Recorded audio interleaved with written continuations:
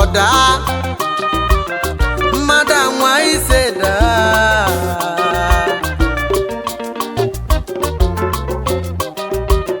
mmadụ anwazi isi daa ma mmadụ anwa asa wee kwolo ya keje tunya fetu ya keje tunu nyafa wese na dike mmadụ akwulugo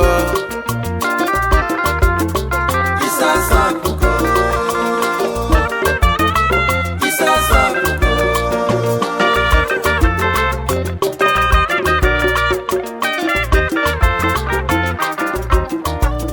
enu ụwa ka anyị na-akọwa iji ụwa n'ọdụ ogbu ije mmadụ ka anyị na-akọwa ije nwoke n'osiri ike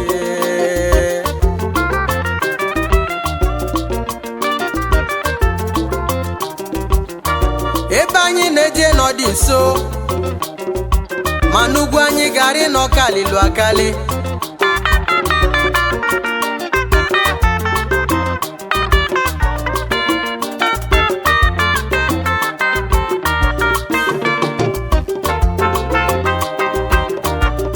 azina nwa malife na-esi n'ebe nne onye ọzọ na-adịghị ndụmọdụ na-amụta ife mana amamife bụ ntoke o na okenye jidere na nwata ga-ejide ya ije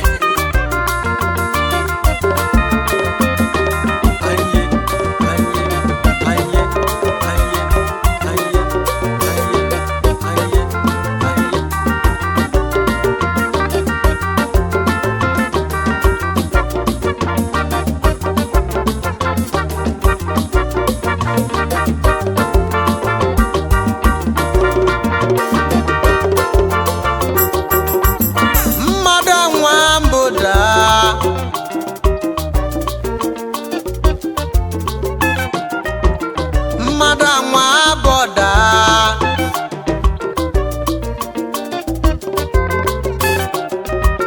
mmadụ anwa gwanọ ọda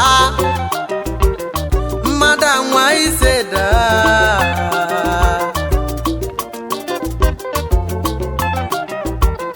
mmadụ anwazi isi daa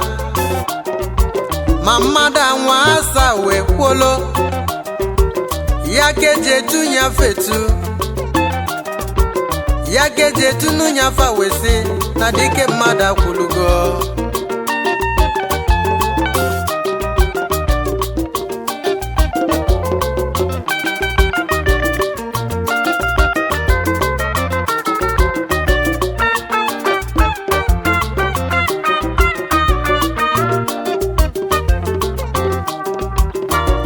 ife anyị na-akọwa wee bolo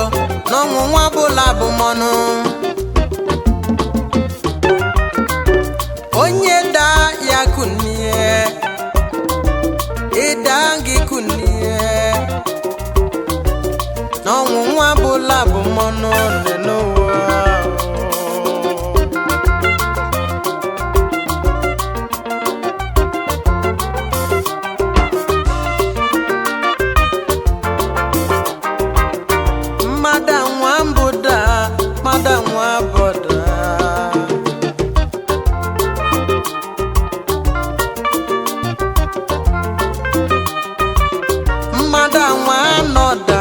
mmadụ nwa ise daa mmadụ nwa isi daa ma mmadụ nwazi asa wee kwụlụ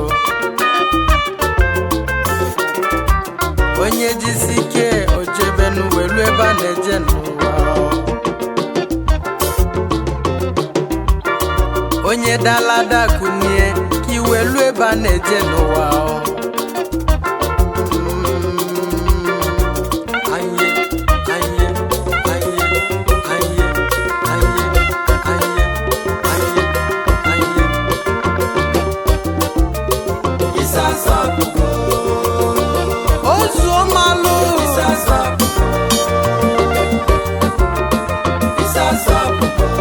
onye da ya kunie onye kunie ya